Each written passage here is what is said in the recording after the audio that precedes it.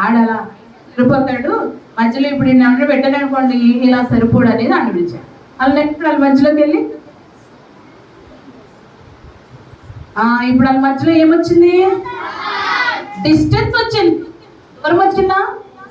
దూరం వచ్చిందా లేదా? ఇప్పుడు భుజం మీద చేసుకుని మాట్లాడుకోవడానికి అవుతుందా? ఏంటి ఒకసారి అందట్లేదు. నవ్వుకుందామంటే మొహం కనబడట్లేదు. ఇప్పుడు ఏమైపోయింది? దూరం అయిపోయింది. ఏం దూరం అయిపోయింది? ఫ్రెండ్షిప్. యేసయ్యతో మనిషికున్న ఫ్రెండ్షిప్ ఏమైపోయింది? ఎవరి వల్ల? ఎవడొచ్చాడు మధ్యలో?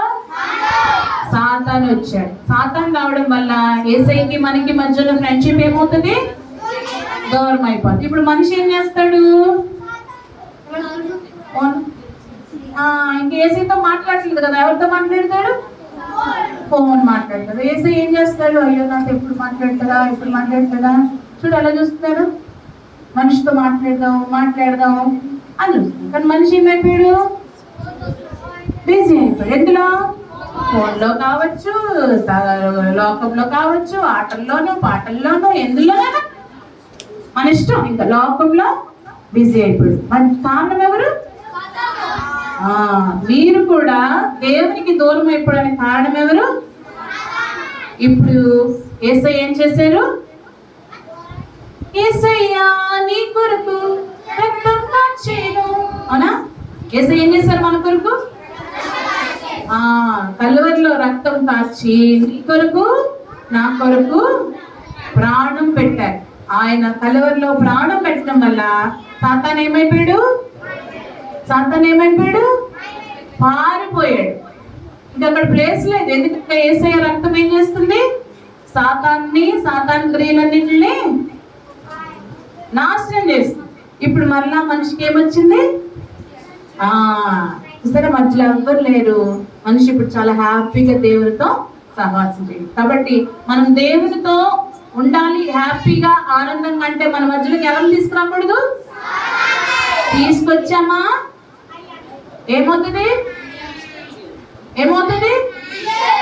హ్యాపీనెస్ పోతుంది. మనిషి ఎప్పుడైనా సాడ్ గా ఉంటాడు, ఎందుకో బాధగా ఉంటాడు, ఏడుస్తూ ఉంటాడు, ఆకలి అంటాడు, దాహం అంటాడు, ఇలా ఏదో బాధలో ఉంటాడు.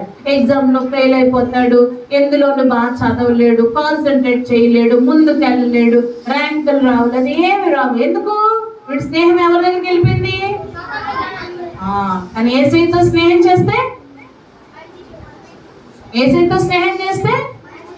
మంచి జరుగుతుంది. యేసయ్యతో స్నేహం అంటే ఏంటి? రోజు ఉదయం లేవగానే ప్రార్థన చేసుకోవాలి, వాక్యం చదవాలి, యేసయ్యకి అన్ని చెప్పాలి.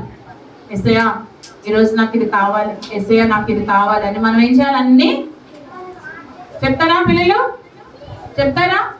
బుర్రపని చెప్పాలి. నోట్తో చెప్పరు కాబట్టి బుర్రపండి. నోరుంటే నోట్తో చెప్పండి. చెప్తారు. Very good. ఓకే. మనల్ని దేవుడు ఎందుకు చేశారో ఆలోచన చేసి, మన కోసం ఎన్ని చేశారో ఆలోచన చేసి మనం కూడా యేసయ్య కొరకు నిలబడాలి. అలా నిలబడతారా? చిన్న ప్రార్థన చేస్తాను. కళ్ళు మూసుకోనండి.